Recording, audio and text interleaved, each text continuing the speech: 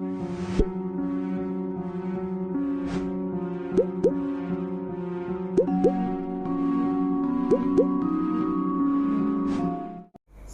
warahmatullahi wabarakatuh, sahabat mulia dimanapun Anda berada. Kali ini kembali lagi di podcastnya Pak Ulis, dan saya jalan-jalan ke kota Medan, ketemu dengan Bang Andi, Pak. Bang Andi. Iya. Terima kasih Bang Andi, ini bisa kita ketemu kembali ya. Iya, benar. Seru ini, Pak. Ini gimana nih Bang Andi nih? Apa sih kegiatan sekarang ini Bang Andi ini? Iya, jadi sebelumnya Assalamualaikum para sahabat mulia ya Pak ya, panggilannya sahabat ya, mulia. sahabat mulia. Jadi saya Andi Wahyudi Siregar, saya dari Medan. Secara kebetulan saya tuh penjelajah KP Medan, Pak. Penjelajah KP Medan. Berarti Jadi, makan aja terus ya kayaknya. Nah, jadi kulineran terus, Ya, kulineran. Nah, alhamdulillah saya udah 1000 lebih kafe yang saya kunjungi di Medan. Banget itu. Banyak. Tapi nggak gendut ya, kayak kalau saya gendut ini. Mungkin karena kebungkus baju kali ya. Tetap gemuk juga ya Pak ya. Jadi di sana itu bukan hanya sekedar keliling kafe memang. Jadi ada beberapa hal yang saya lakukan di dalam penjelajahan itu, baik edukasi, baik juga review sebagai food vlogger, dan juga beberapa konsultasi lah kepada owner-owner kafe Pak. Karena memang kuliner makin seru ya. Makin seru ya. Nah, karena semakin, tapi di masa COVID ini kan saya lihat pun kuliner makin seru dalam memperjuangkan nasibnya, gitu kan. Tapi memang benar sih, nggak tahu ya kalau misalnya kita harus melihat wilayah Aceh dengan Medan, nggak tahu ya Pak. Tapi kalau di Medan ini memang pertumbuhannya sangat pesat sekali, sangat banyak. Tapi kalau kita lihat dari sisi pandangnya secara bisnis, sebenarnya ada dari beberapa mereka itu yang justru hanya sebagai pelarian dalam tanda kutip kayak gitu Pak. Ya, pelarian. Mungkin ada beberapa bisnis yang tidak berjalan, akhirnya mencoba untuk kuliner. Dan ada beberapa orang yang mungkin punya duit yang takut tersimpan mungkin kan, jadi dialihkan ke kuliner gitu. Mungkin kalau di Aceh beda lagi mungkin ya Pak. Di Medan ada beberapa kayak gitu. Tapi memang secara konsep kalau diatur dengan manajemen yang baik sih sah-sah aja ya Pak ya. Tapi ketika itu tidak diatur dengan manajemen yang baik, saya rasa sih ada sebuah hal yang tidak baik juga jadinya gitu kan Pak, mubazir ya. Mas Andi sendiri di mana sebenarnya? Iya. Jadi kalau pendidikan saya informatika komputer. Iya, pendidikan saya informatika komputer. Cuman saya pernah kerja di Traveloka Kuliner Indonesia. Saya di sana pernah jadi market and partnership. Jadi jadi udah keliling Indonesia. Udah, kalau sekarang keliling Medan, dulu saya keliling Indonesia. Udah kulineran, udah liputan, juga kita udah ajak kerjasama. Itu dulu ada main button baru, jadi itu main button kuliner. Kita ajak kerjasama kafe dan resto di seluruh Indonesia untuk masuk ke dalam aplikasinya Traveloka. Nah, di sana kita bantu untuk memarketingin mereka ke seluruh dunia. Seperti itu Pak. Jadi belajar dari sana, dikasih training oleh Traveloka untuk beberapa bidang. Akhirnya kuliner menjadi fokus kita. Iya, betul. Kayak Berarti, gitu. Kemudian di Medan juga untuk bagaimana mengembangkan kuliner-kuliner yang ada di Medan tentunya. Iya, gitu, benar Pak. Nanti saya cerita menanyakan juga kemarin tuh kunjungan sampai ke Sabang. Iya, benar. Jadi sekarang tanya tentang kota Medan. Iya, benar, Medan, boleh. Bagaimana Bang Andi ini kondisi kuliner yang ada, ya kawan-kawan kita kuliner, usaha kuliner ini gimana menurut Bang Andi sendiri? Benar, gitu? iya. Jadi memang kalau untuk beberapa segmen tertentu ada yang masih safety. Dalam arti mungkin mereka memang menjual makanan dengan pola nggak banyak jenis. Itu masih termasuk safety lah. Untuk beberapa mie Aceh, soto yang cuman menjual beberapa jenis gitu, itu masih safety. Tapi di beberapa tempat lain, aspek-aspek kuliner yang multi menu itu udah mulai terasa sih Pak. Pandemi terasa. Dan kemudian itu kalaupun mereka bisa handle, biasanya mereka karena punya tim dan manajemen yang udah tersusun dengan baik kan. Nah, di masa pandemi, hal-hal itu sebenarnya kalau saya sendiri melihatnya malah ini menjadi seru. Gitu. Ini menjadi alat uji, alat ukur bagaimana sih kesiapan mereka di bisnis kuliner mereka, seperti itu sih. Jadi kalau untuk Kota Medan sebenarnya masih oke-oke aja sih Pak. Sebenarnya masih oke-oke aja. Hanya lagi kelihatan sih siapa yang siap, siapa yang nggak siap, itu aja. Saya melihat ini Mas, ini kan Bang Andi dari 2019 ini kan kalau kita lihat kuliner ini mungkin kawan-kawan yang kemarin COVID ini kan dimulai dari 2018 2019. Iya, kan? benar. Ada yang mereka punya uang, kerjaan dan sebagainya, nggak tahu mau buat apa, uang tersimpan di bank gitu. Iya, benar. Nah, kemudian kan mau mulai usaha. Iya. Nah, karena kalau saya lihat mungkin merambah dunia kuliner ini di 2018-2019 orang berbondong-bondong untuk berbisnis kuliner. Benar, gitu. benar. Nah, menurut Bang Andi sendiri dari tahun itu mungkin kalau di dalam penyewaan lahan-lahan untuk kuliner mereka kan paling 3 tahun iya, ya, benar. dari 2018 ini 2022. Iya. Menurut Bang Andi sendiri ini apa ini? jadi kalau mau benar. Aman memperhatikan terhadap kuliner kita. Jadi kalau bisa dibilang 2022 ini tahun krusial nih, Pak. Tahun krusial. ini kalau Liga Sepak Bola nih memperpanjang kontrak atau tidak ya? Jadi termasuk pemainnya, termasuk si tempatnya sendiri. Karena memang di beberapa teman-teman, saya bukan menyalahkan teman-teman, tapi mungkin mereka belum belajar aja, belum siap gitu kan Pak. Di beberapa teman-teman memang dalam masa periode 3 tahun menjalankan bisnis ini, mereka ada yang siap, ada yang nggak siap. Jadi memang kalau saya bilangnya kasihan malahan. Di beberapa teman yang tidak siap, memang tahun ini akan menjadi tahun yang sangat sempit. Jadi ada juga di beberapa mereka yang membangun kulinernya Persi Group seperti itu menjadi tahun yang kita tetap berteman atau tidak nih ya. Nah, seperti itu kira-kira Pak. Karena ketika harus meneruskan sewa tempat, mereka juga harus memikirkan apakah omset di masa PPKM yang begitu sempit akan terus dipertahankan dengan metode itu atau harus ada metode baru yang dibuat untuk nantinya omset bisa bertahan baik seperti itu Pak. Jadi 2022 ini saya sudah mendengar sih banyak beberapa teman yang udah mulai goyang nih Pak. Berarti ada 90% digoyang gitu ya? Mungkin ya mencapai angka 90% tuh goyang apakah akan meneruskan atau tidak. Dan kalau dari sisi pandang saya, kesiapan itu lebih banyak yang tidak siap. Lebih banyak yang tidak siap. Jadi kalau tidak siap, kalau saya bilang sih ya mungkin aja akan jadi tutup atau mungkin merambah bisnis lain jadinya seperti itu Pak. Nah, dan tapi nggak menutup kemungkinan ada juga beberapa teman yang nantinya malah akan membuka baru, mungkin keluar dari grup, membuka baru, berjalan sendiri. Itu mungkin akan terjadi di Medan. Di 2022 ini banyak akan terjadi seperti itu dan udah mulai Pak. 1-2 udah mulai bangkit seperti itu. Kalau di Aceh nggak tahu lagi ceritanya di mana. Kalau di Aceh nanti kita bahas tentang Aceh. Tapi saya sangat menarik Bang tentang kuliner yang ada di Medan ya. Kalau dulu orang tidak melirik kuliner di kopi, kopi shop dan sebagainya, kan banyaknya di Aceh. Betul Pak. Dan saya melihat juga banyak juga pemain-pemain kawan-kawan di Aceh itu sudah mulai masuk ke Medan, benar. Buat kopi gitu ya. Beberapa saya lihat gitu. Ini fenomena ini apa yang Bapak lihat ini? Iya, jadi kalau kita lihat secara global Indonesia sebenarnya 2015-2016 ini udah terjadi di Pulau Jawa, Bandung, Semarang, Yogyakarta itu fenomena ini udah mulai terjadi Pak, udah mulai terjadi. Tapi di sana itu memang ketertarikannya adalah mereka membangun hal tersebut bersama dengan konsep. Nah, yang itulah yang akhirnya menular ke Medan. Karena memang anak-anak Medan ini ya jujur sih anak-anak Medan ini banyak yang kreatif Pak. Jadi kedai kopi yang dibangun dengan fenomena 2018-2019 yang begitu banyaknya, saya bilang sih lebih dari 70% tuh membangun konsep sebenarnya. Iya, bukan si kopinya Pak.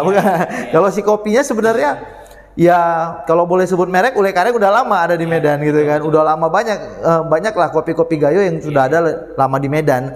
Dan itu juga ya banyak juga peminatnya gitu. Kalau secara si kopinya saya ngeliriknya sih nggak terlalu ke sana. Jadi sebenarnya sedang berlaga konsep sih, lebih aware ke sana. Brand konsep lah ya. Lebih ke sana lebihnya Pak. Benar. Iya, sah-sah aja ya Pak ya. Sah-sah aja untuk membangun sebuah bisnis secara keseluruhan itu sah-sah aja. Tapi memang itu tadi sama kayak yang tadi pertanyaan Bapak di 2022, fenomena kebanyakan bangun itu akhirnya menjadikan mereka lupa bahwasanya di dalam konsep tadi ada manajemen bisnis. Nah itu Pak yang sekarang terjadi di Medan. Jadi fenomena bangkitnya 2018-2019 begitu banyaknya, sekarang udah mulai nampak tuh daun-daun berguguran udah mulai nampak Pak. Nah, jadi makanya kalau dibilang Medan dengan fenomena kopi itu sebenarnya bukan si kopinya sih. Iya, justru di Medan subjeknya diganti Pak. Harusnya subjeknya kopi, sekarang subjeknya jadi barista. Lebih banyak baristanya bergaya daripada kopinya bergaya. Seperti itu.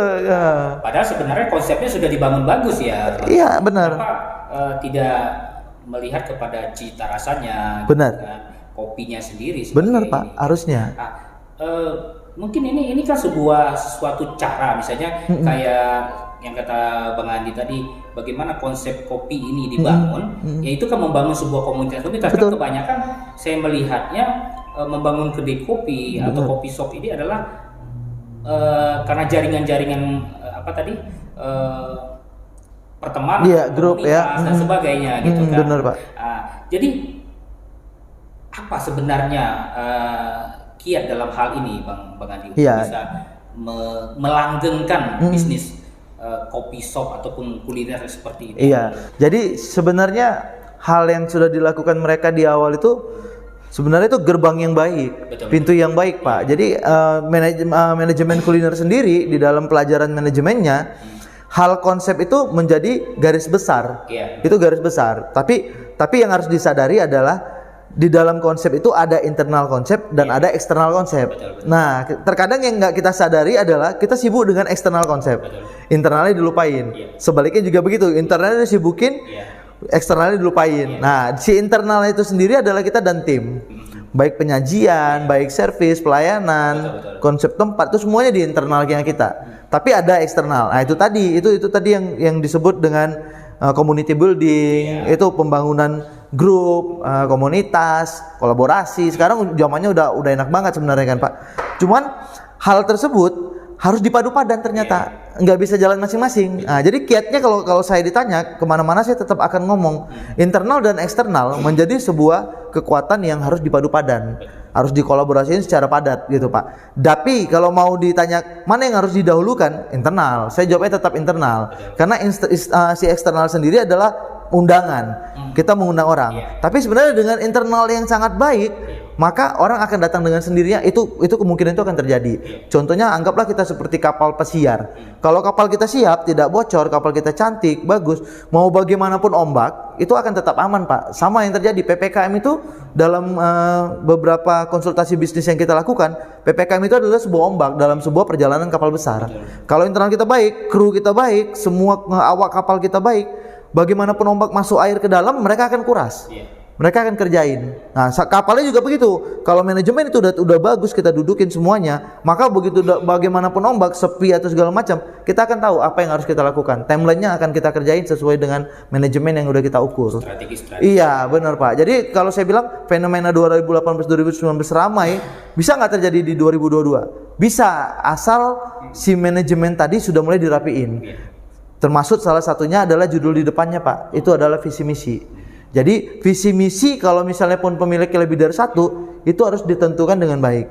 Harus benar-benar ditentukan sesuai dengan hatinya masing-masing. Didudukin bareng, disebutin bareng, ditulis bareng, dijalani bareng. Karena kalau yang terjadi sekarang, mohon maaf nih teman-teman ya, saya ngelihatnya kebanyakan gitu. Kebanyakannya adalah ketika kita berkumpul ramai-ramai membuat sebuah kedai kopi, egoismenya itu tetap sebagai mana kita berteman gitu. Di dalam bisnis hal itu kan nggak boleh, harus kita lepasin dulu, harus benar-benar sesuai dengan apa visi misi kita bersama, kan gitu Pak. Jadi kiatnya bentuklah visi misi kalian dulu, mau sendiri, mau rame-rame pun bentuk, bikin timelinenya, bikin manajemennya, bagusin internal kalian, baru jual eksternal. Sekarang jual udah banyak lagi kan Pak aspeknya. Ada aspek digital, ada aspek komunitas tadi, ada aspek kolaborasi, banyak banget aspeknya. Jadi semuanya memang harus dibangun dengan baik Pak. Iya, kiatnya itu sih harus padu padan. Iya, ini menarik Bang Andi. Kalau kita lirik ke Aceh ya, sebenarnya kopi ini lebih identik dengan Aceh sebenarnya. Benar. Dulu zaman berapa tahun yang lalu memang menjamur kedai kopi di Aceh gitu. Iya, benar. Tapi kedai kopinya yang sederhana. Iya, benar. Makanya Aceh itu banyak dijuluki dengan kota 1000 kedai kopi. Iya, betul. Banyak yang diapakan. Tapi memang konsep yang seperti yang Bang Andi bilang itu ini di Aceh baru-baru aja gitu. Kalau dulu kan konsep yang itu sederhana gitu, benar, kopi benar. dengan pakai ruko satu, iya, gitu benar. Kan, kemudian pakai kain sarung dan sebagainya, gitu kan. Istilahnya kurang diminati lah. Iya, betul. Makanya dibangunlah sebuah konsep gitu untuk bagaimana penataan dari kedai kopinya itu sendiri, stylenya, kemudian ada tempat-tempat untuk sudut-sudut yang bisa ya karena kan sekarang udah zaman foto, digital kan. Nah ini sebenarnya kalau saya melihat ada sebuah perbedaan Bang Andi antara Medan dengan Aceh. Kalau di sini kedai kopinya saya tengok ramenya itu sore sampai malam, sama malam gitu. Kalau di Aceh pagi nih, dari pagi udah mulai rame gitu. Iya, ya mungkin kalau saya melihat itu, kalau di sini mungkin kesibukan orang pagi itu untuk bekerja gitu ya. Profesional ya Pak. Ini gimana Bang Andi melihatnya ini? Iya, jadi kalau saya bilangnya sih kultur ya Pak ya. Kultur ya. Kalau dulu sih sempat di Medan itu sebelum banyak modern coffee shop, hal tersebut hampir sama sih, hampir seperti Aceh gitu. Tapi memang sales yang agak minggir-minggir kerjanya itu masuk kedai kopi pagi menuju siang kayak gitu kan. Itu sempat terbentuk. Tapi memang di kedai kopi sederhana tadi. Sesudah masuk ke konsep yang lebih modern lagi, memang pengusung konsepnya itu sendiri Bandung juga itu memang penuhnya di sore sampai malam. Jadi artinya memang mereka mengundang si profesional, si pelajar tadi yang usianya sudah mulai masuk ke kategori milenial, itu memang mengundang mereka gitu. Mereka waktunya memang ada di sore sampai dengan malam gitu kan Pak. Tapi kalau saya bilang ya, sebenarnya kalau secara kita mau hitung konsep omset bisnis, hal itu sebenarnya harus dibangun secara seluruh waktu gitu. Pagi sampai dengan malam gitu kan. Apa yang harus kita lakukan?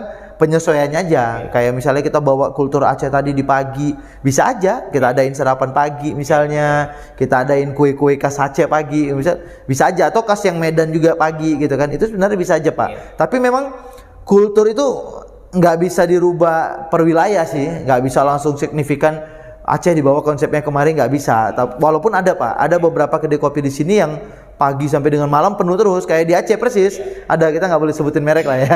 Itu ada gitu kan. Tapi memang mungkin secara modern coffee shop ya tadi tuh, karena siapa yang diundang oleh mereka sih, lebih ke sana aja gitu. Tapi kalau saya bilang secara bisnis, harusnya kita nggak boleh segmented global, segmented per ruangan mungkin boleh, mungkin di sana yang AC, di sini non AC. Itu kan sebenarnya kita membuat segmented ya Pak ya, tapi itu kan per ruangan, per divisi masing-masing. Tapi kalau segmented secara global mungkin agak sedikit repot sih. Nanti akhirnya kuantitas yang akan terganggu Pak. Jadi kalau saya bilang itu kultur aja sih. Berarti kultur ya. Kultur aja sebenarnya. Yang terbangun lah ya. Iya benar. Bang Andi, ini sekarang kita di kedai kopi apa ini Bang Andi? Sekata Kopi namanya. Di daerah mana nih Bang Andi? Iya, ini saya Batu Gingging, daerah Medan Baru Pak. Iya, jadi ini sebenarnya daerah mewah di Medan zaman dulunya. Ya ini termasuk daerah eksklusif ya Pak ya, Medan Baru ini ya. Banyak orang-orang kaya, orang-orang kebon, orang-orang dewan lah yang tinggal di sini gitu kan. Nah, dan ini mereka ini sisa-sisa generasinya. Nah, sama kayak yang tadi. Mungkin dari mereka beberapa juga yang bangun kedai kopi di sekitar jalan sini, ya mungkin konsepnya adalah karena ada nih gitu. Ada nih, rumah juga ada nih gitu kan. Mumpung nggak nyewa, ya bagus sih. Bagus-bagus aja secara costing. Tapi ya saya bilang kalau secara manajemennya harus benar-benar diperhatikan juga. Iya, ini Sekata Kopi teman-teman. Ini punyanya Bang David. Iya, mantan radio manager dari City FM. Iya benar. Luar biasa, berarti saya tadi masuk dari dalam itu konsepnya luar biasa. Semakin ke dalam semakin asik ya. Iya benar. Ya, baik sahabat mulia, kita terus menggali nih Bang Andi nih tentang potensi-potensi beliau ini, karena kemarin ini beliau sampai ke Sabang ya. Iya benar. Jadi memang penjelajah kopi.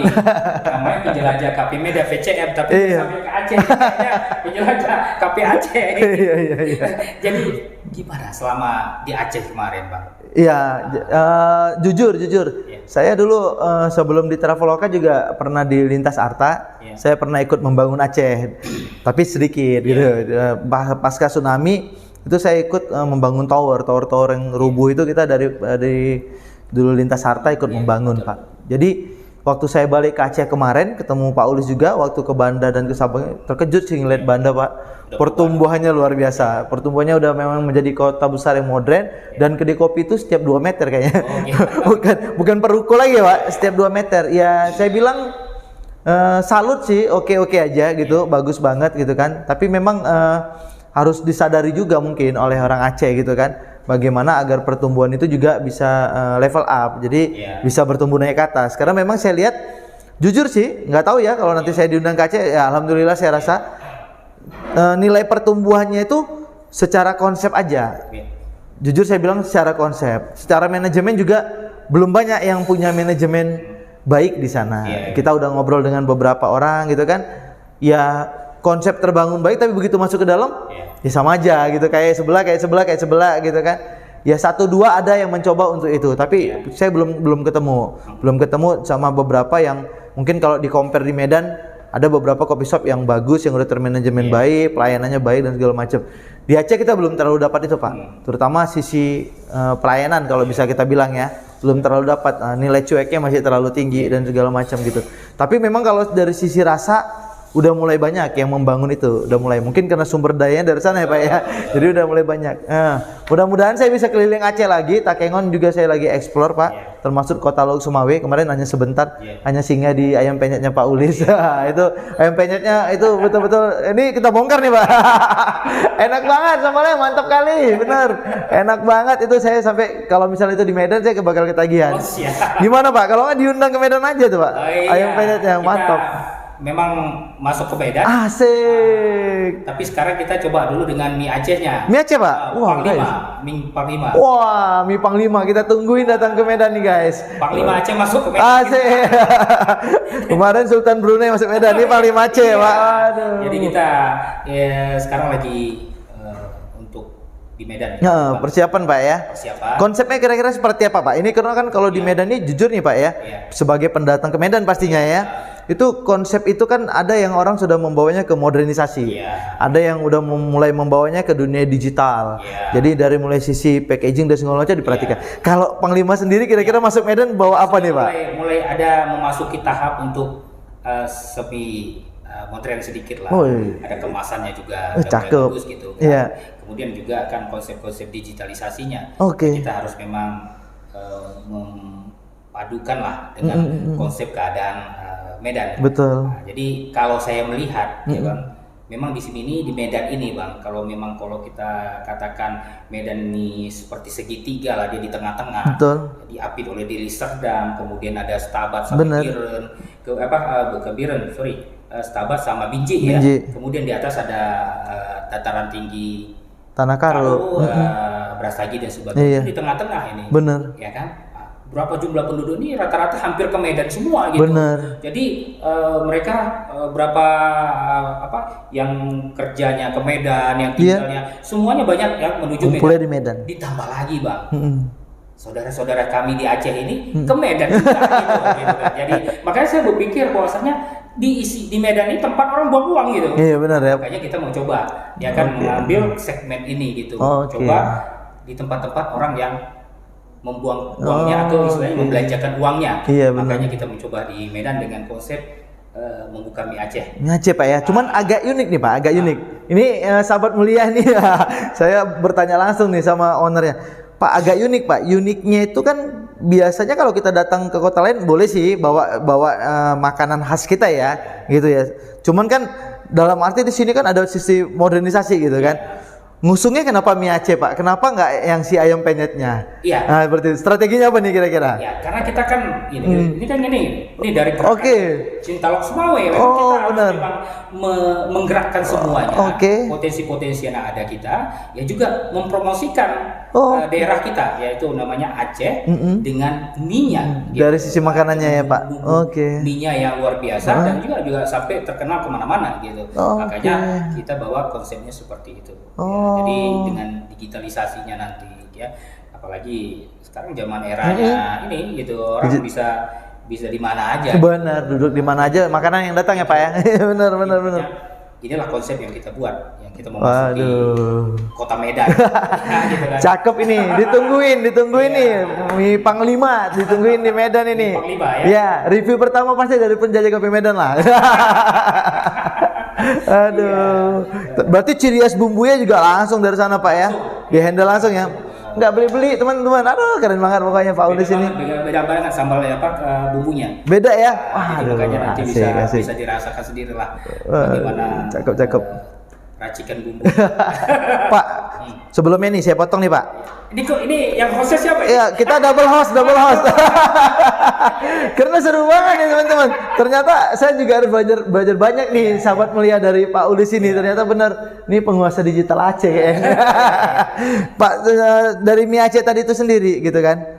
Bapak membawa itu sebagai makanan khas Aceh yang dibawa ke Medan gitu kan. Berperang dong melawan orang-orang yang ada di Medan dengan konsep makanan yang udah mulai lebih modern. Iya, betul. Kayak gitu kan. Kok pede gitu Pak?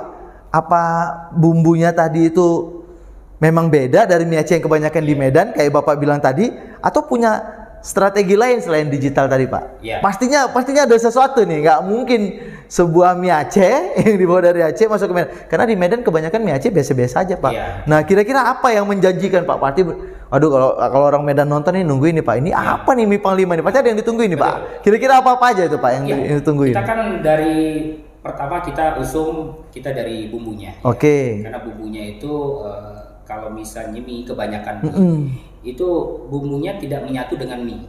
Nah, benar. Berarti kan cara masaknya dan bumbunya sendiri gitu. Benar. Nah, jadi ini yang harus kita apakan, kita sebagai motivasi kita untuk bisa bersaing di kota Medan. Menjadi pembedanya Pak ya. Kalau kita makan mie itu, apalagi mie kuah dan sebagainya, itu nampak dia berpisah antara mie dengan bumbunya. Oh iya benar. Tapi kalau kita ini menyatu dia. Mie-nya kayak licin terbiarkan sendiri gitu ya. Itu dengan mie-nya gitu.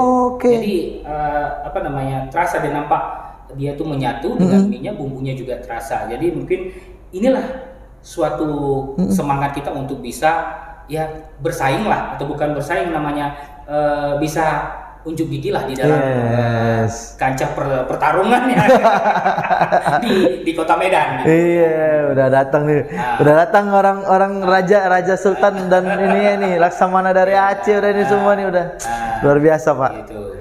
Di mana Pak? Di Medan Pak? Mungkin kita banyak juga penonton Bapak dari Medan nih. Iya, di Jalan Karya Wisata. Oh, Johor teman-teman. Di Johor. Jadi kita buat di situ. Ya kita sederhana memang, tapi kita mencoba untuk konsepnya bisa dari kelas bawah sampai kelas atas, kemudian dari anak-anak ya sampai dewasa. Iya, benar. Ya kan, dari milenial juga kita. Iya, benar. Nanti juga kita pakai kotak dan sebagainya, pakai cakep. Jadi bisa makan di mobil, ya kan. Cakep. Jadi istilahnya di mana-mana bisa kita bawa gitu. Jadi mudah-mudahan ini menjadi sebuah brand baru yang di Kota Medan, dan masyarakat Kota Medan bisa menikmati ini, dan masyarakat Aceh yang ke Medan juga bisa menikmati ini. Iya, gitu. Bener ya Pak ya. Karena pasti nyarinya itu juga ujung-ujungnya ya. Waduh. Biasa kalau orang Medan, orang Aceh datang ke Medan, ya kita lihat itu dia cari mie Aceh juga. Aceh juga ya, benar. 1 hari 2 hari, dia pasti itu mencari di mana ada mie di sini. Bener sih. Gitu, mie Aceh gitu. Jadi kalau jualan nasi Padang itu di Aceh di Jakarta untung, berarti jual mie Aceh di Medan lebih untung lagi ya gitu Pak ya. Bener. Kan, seru. Bang Andi, saya juga sangat terinspirasi dengan Kota Medan. Ya.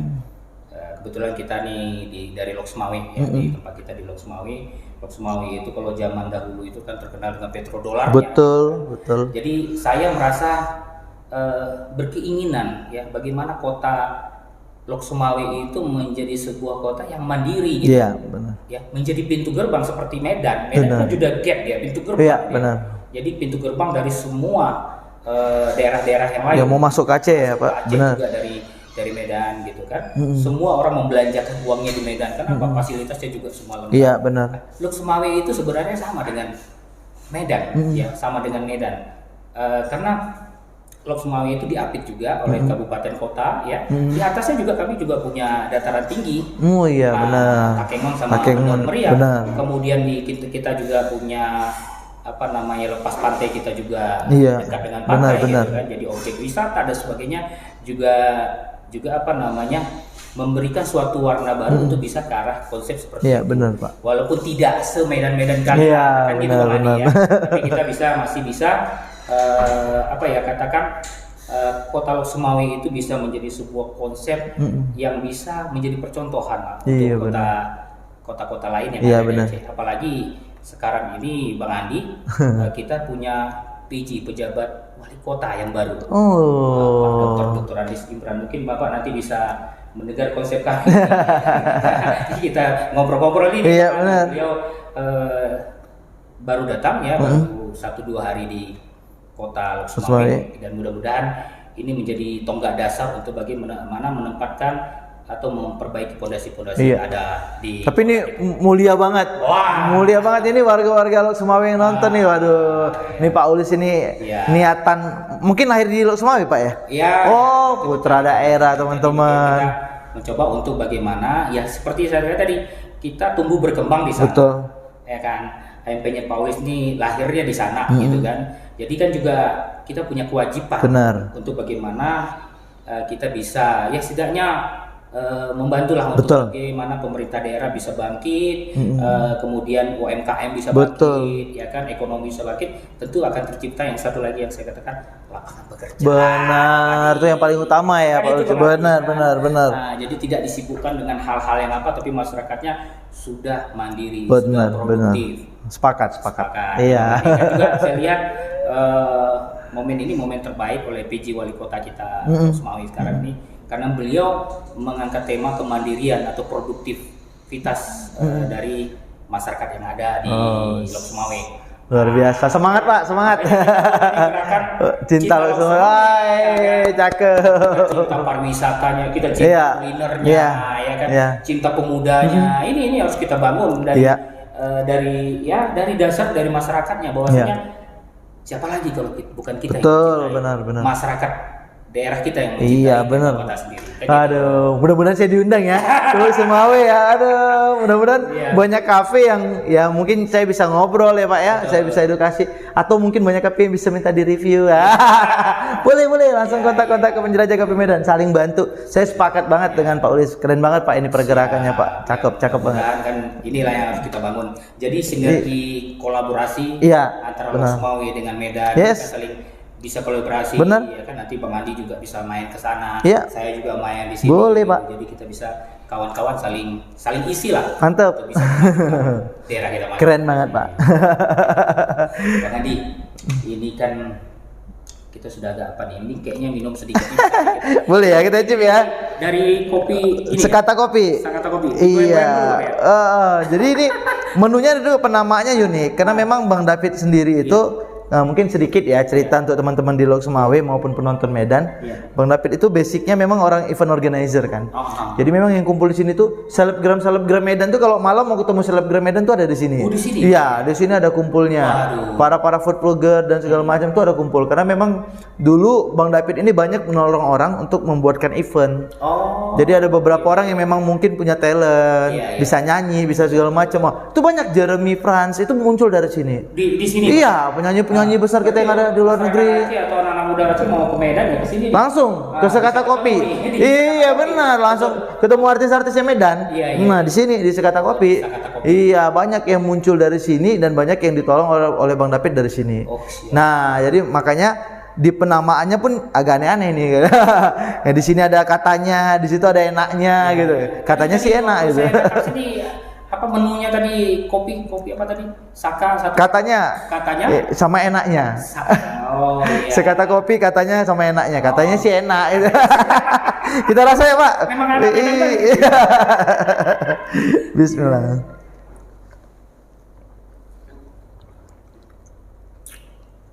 Luar biasa ya. Sekata Kopi. Sekata Kopi kalau ke Medan teman-teman. Aduh. Seger ya Bang ya? Sedep Pak.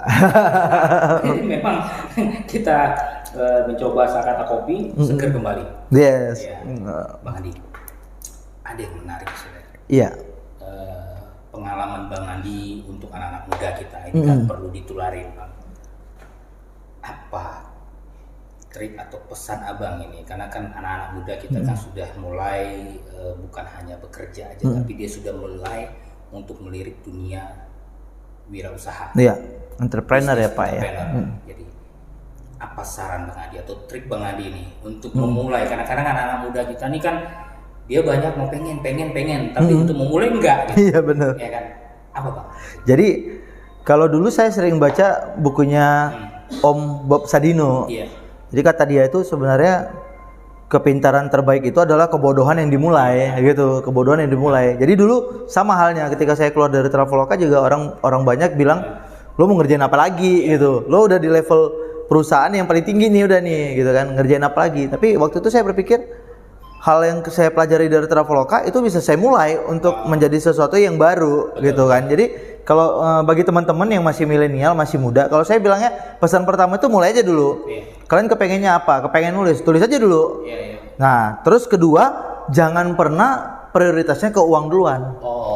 Nah, kalau muda itu beda, Pak. Kalau kita kan nilai kebutuhan kan.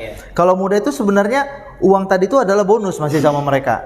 Karena nilai kebutuhannya belum terlalu besar. Kalau yang muda benar, dari sananya masih dapat, dari perusahaan tempat kerja juga masih dapat. Jadi jangan pikirin duitnya dulu, teman-teman. Jadi pikirin itu adalah karyanya dulu. Maksimal belajar, pelajari apa yang memang menjadi talentnya kalian. Langsung cari spesialisasi kalian di mana. Kalau memang mau jadi barista, mau belajar barista, pelajarin. Cari kelas barista yang memang benar-benar itu bagus untuk kalian, cocok, sesuai dan segala macamnya. Itu cari. Kalau mau jadi manajer, belajar tentang manajemen keseluruhan. Seperti apa? Itu lebih penting gitu. Nah, karena kalau anak muda sekarang lebih penting gayanya daripada belajarnya. Nah, gitu kan. Gaya. Terus nanti kalau kerja ditanya eksklusif ya. Gajinya berapa emang ya gitu. Nggak boleh, teman-teman, nggak boleh. Jadi jangan pernah bertanya tentang gajinya dulu berapa. Karena di sisi manajemen juga kita ada tolak ukur, ya, ada standarisasi gitu. Jadi ketika seseorang bekerja lebih baik dan lebih rajin dari yang lainnya, pasti nilainya akan beda.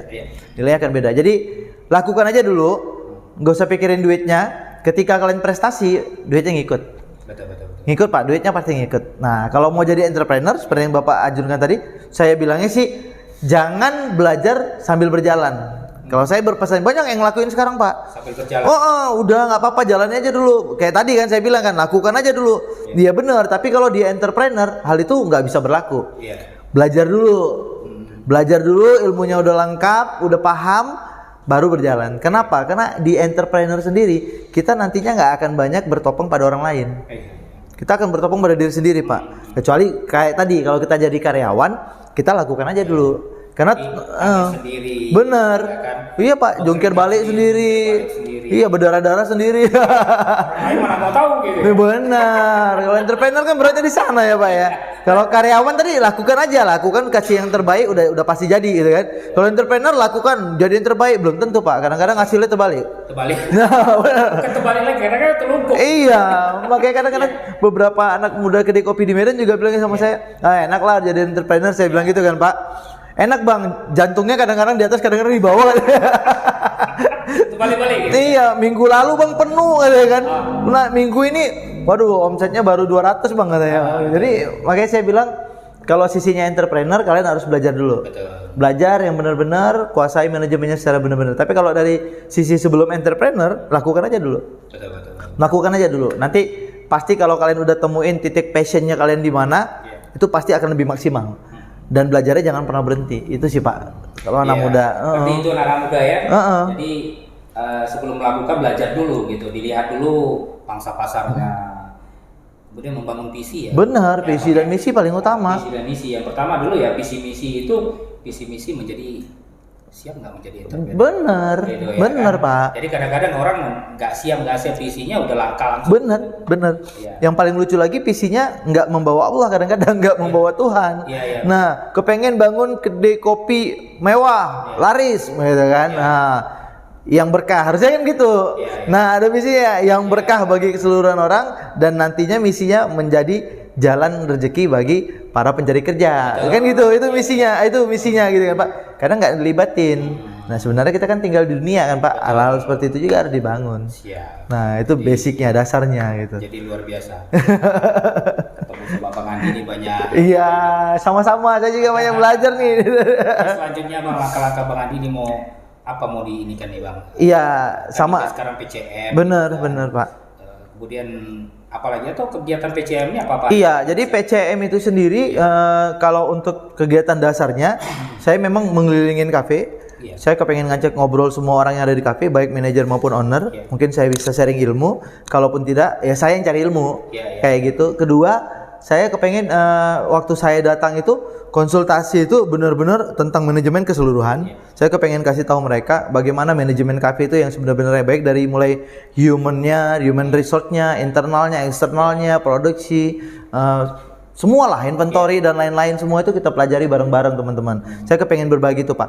Kedepannya saya malah kepengen dan bercita-cita bangun sebuah aplikasi penjelajah kafe. Mungkin nantinya udah nggak Medan, penjelajah kafe Indonesia, amin. Nah, penjelajah kafe Indonesia, nanti dari aplikasi itu pun kita bisa belajar bareng. Kita bisa belajar bareng. Mungkin juga nanti dari sana kita buka kelas bareng. Nanti dari sana kita bisa lakukan pembelian bareng. Mungkin jadi membantu teman-teman UKM yang belum sanggup sharing profit sebesar sekian belas persen ke perusahaan-perusahaan besar, kita bangun di penjelajah kafe. Nggak usah pakai sharing profit, kita sediakan aplikasi, cukup bayar drivernya doang. Mungkin arahnya ke sana itu ada Pak. Nah, kemudian saya juga ada gerakan konsultan di sana, konsultan KP, itu artinya membantu sih, sebenarnya membantu secara basic ya teman-teman. Basic waktu membangun bisnis itu jangan sampai salah. Kayak Bapak bilang, Pak Uli saja yang udah segini besar ngakunya masih segini gitu ya kan. Nah, kalau orang-orang profesional biasanya bilangnya gitu. Nah, kalian teman-teman untuk membangun di awal pondasinya harus kuat. Nah, pondasinya harus benar-benar terukur, terarah, terintegrasi. Nah, semuanya itu harus benar-benar kompleks. Nggak bisa cuma terukur aja juga, kalau nggak ada arahnya nggak bisa. Visi misi tadi arahnya, terintegrasi, semuanya harus connect. Baik owner, baik manager, baik supervisor, baik waiter, semuanya harus terkoneksi dengan baik. Makanya saya kepengennya sih bukan sok pintar sih Pak. Saya kepengennya apa yang pernah saya pelajari itu saya bagi. Baik melalui sisi konsultan profesional kitanya maupun dari sisi yaitu tadi perjalanan dan penjelajahan tadi Pak. Nah, selanjutnya yang lebih penting kedepannya lagi adalah bonus-bonus dari apa yang udah kita bangun tadi. Saya punya namanya gerakan sedekah makan Jumat Pak. Saya kepengen kembangin itu nantinya bukan berupa komunitas, tapi nantinya hal itu menjadi sebuah rumah makan gratis. Itu cita-cita mungkin sebelum meninggal harus diwujudkan tuh Pak.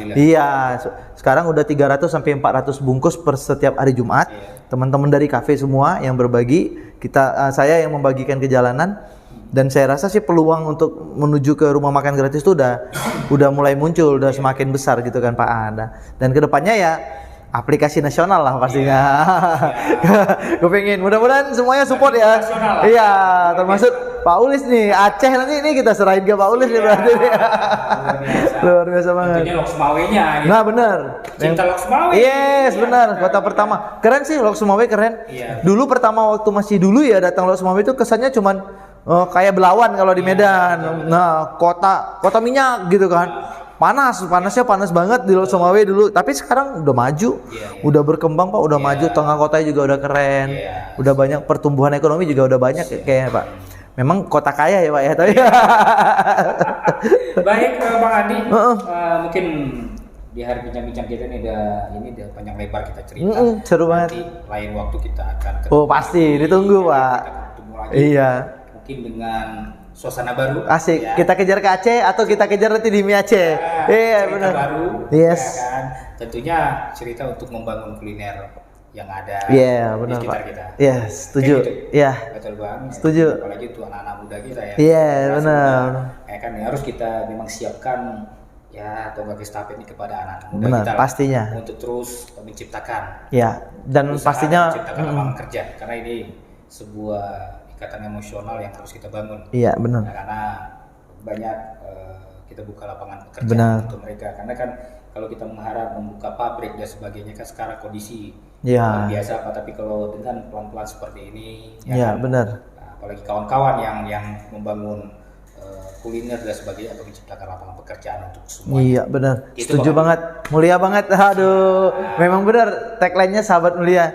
Mulia banget cita-citanya. Terima kasih juga Pak Ulis selaku senior di kuliner dan bisnis lah ya, entrepreneur bisnis.